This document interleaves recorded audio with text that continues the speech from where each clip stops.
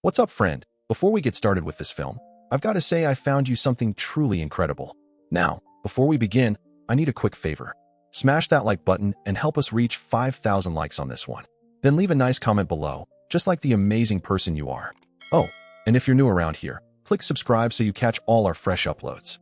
Okay, enough talking, let's kick off this epic story. Michael Mason used to work as a government killer. Now he lives by himself on a far-off Scottish island. He left his agency some time back and has been in hiding since then. He's alone most days, filling his time with chess games and drinking. A dog keeps him company, though he never bothered giving it a name. A boat arrives at the island hours later. Jessie, a young woman, is on board with supplies for Michael. She reaches the shore, knocks, and sets the package down by the door. The sky suddenly turns dark. A violent storm breaks out without warning. Jessie's uncle, who's steering the boat, shouts for her to come back now. She sprints toward the water and jumps aboard, but massive waves crash over them and overturn the vessel. Seeing how bad the storm is, Michael rushes to help. He takes his own boat out and fights through the wind and rough water. When he finds the wreck, he's shocked to see Jessie unconscious, stuck under the water. Her uncle is already dead. Michael pulls Jessie from the sea and brings her to shore. He does CPR until she finally coughs up water and starts breathing again. Back at the cabin, a scared Jessie wakes up and asks why he didn't call the police. Michael coldly ignores the question and checks the swelling on her ankle instead. Jessie feels trapped, remembering how her uncle said the lighthouse was empty. Michael tells her bluntly she has to leave when she gets better. He says he knows about her sad past. Her mother is dead and she has no one. As days go by, the tension grows and Jessie's wound starts getting infected. Michael tells her he was a Marine with her uncle. While fixing her injury, he gives her dark advice. Never use a weapon out of fear. Stay calm. Control your feelings if you want to live. The next day, Jessie finds Michael focused on his chess game. He sees her wound isn't getting better and leaves the island to buy medicine. While he's gone, Jessie looks around the house and finds old drawings and toys from Michael's past. She decides the dog needs a name and calls him Jack. Meanwhile, in London, a man named Stephen is being asked about Tish, a computer system that uses cameras to track people. The authorities say the system must be turned off right away.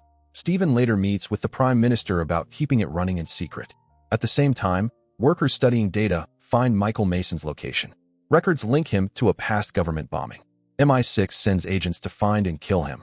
Michael comes home and treats Jessie's wound with the medicine. They eat together, almost comfortable, but Michael's gut tells him something's wrong. He looks out the window with binoculars and sees a boat full of armed men racing toward the island. He tells Jessie to hide in the bathroom, lock the door, and stay quiet until he gets her. The team moves in carefully, not knowing Michael has set deadly traps on the island. With one quick move, he cuts a rope. A huge rock drops and catches several men in a net.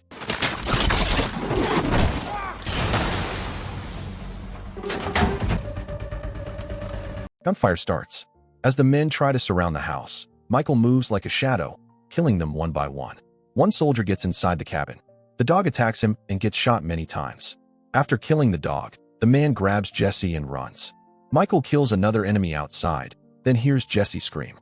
He shoots her captor and saves her, telling her to hide while he checks the house. Inside, he finds his dog dead.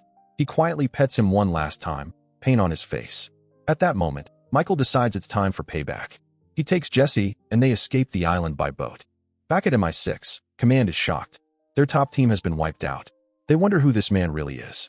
He doesn't fit the terrorist profile they were hunting.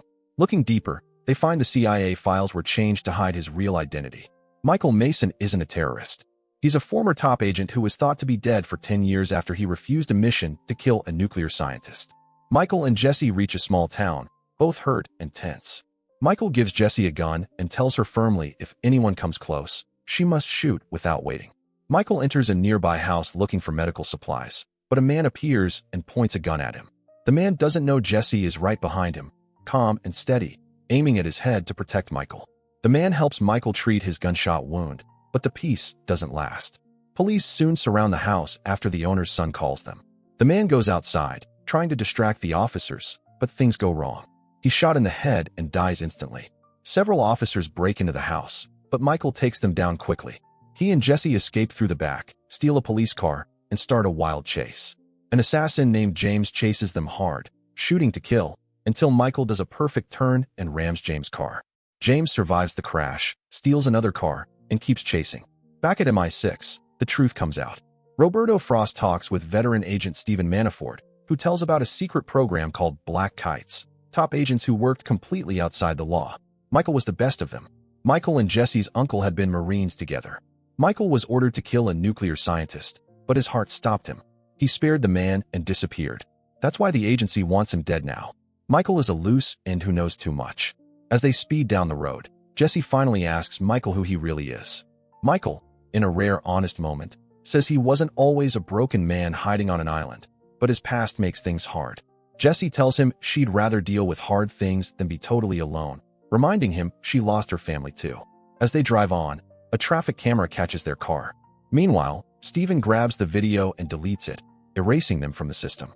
He works the network to hide their trail, choosing to hunt them himself. Michael and Jesse go to a church to meet one of Michael's old friends. The man takes them to his home where they talk about what's happening. He explains how MI6 found Michael. Someone changed the system, putting a kill order on the friend under the name of the terrorist Shemov. Jesse hears the talk and learns two hard truths. The man is dying of cancer, and Michael planned to leave her there to keep her safe. Hurt, she faces them, saying she already knows she's a burden, then walks away. The friend admits he can't take care of her. He doesn't have much time left. Their only choice is to contact a smuggler who can get Jesse out of the country. Suddenly, the quiet breaks. Michael hears footsteps. The assassin James has come. Michael tells Jesse to get to a corner just as gunfire tears through the room. A brutal fight breaks out.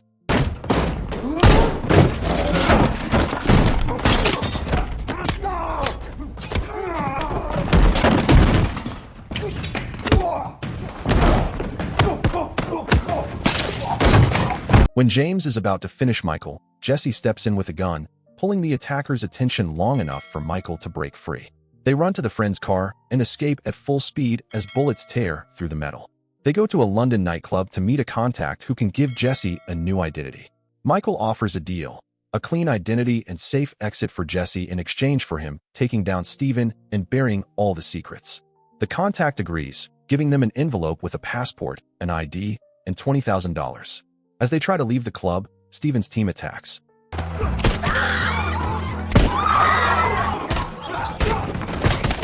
Michael takes them down one by one. But in the chaos, Jesse is dragged into a van. Michael fights through anyone in his way until he saves her. They escape on a motorcycle, racing toward the docks. At the boat that will take Jesse away, she holds on to Michael, crying. She doesn't want to leave. She wants to stay with him. Suddenly, gunshots ring out again. To save her, Michael pushes her toward the boat and tells her this is the only way he can keep her safe. The boat pulls away as Jesse screams his name, leaving Michael alone on the dock to face James. Both men run out of bullets, and the fight turns brutal and raw, hand to hand.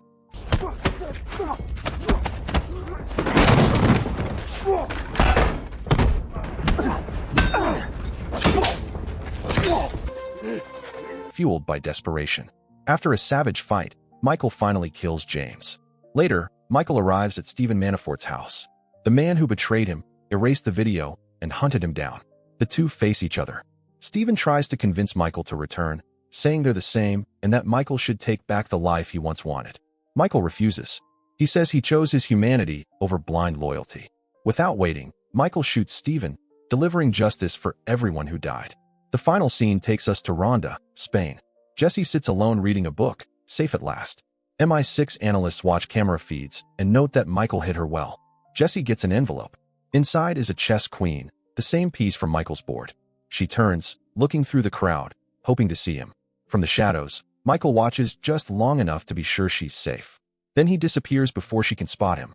He becomes a ghost once again, but this time Jesse knows she's not alone. Thank you for watching to the end. Please remember to click the subscribe button and make sure you like this video and tell me in the comments where you're watching from. Thank you.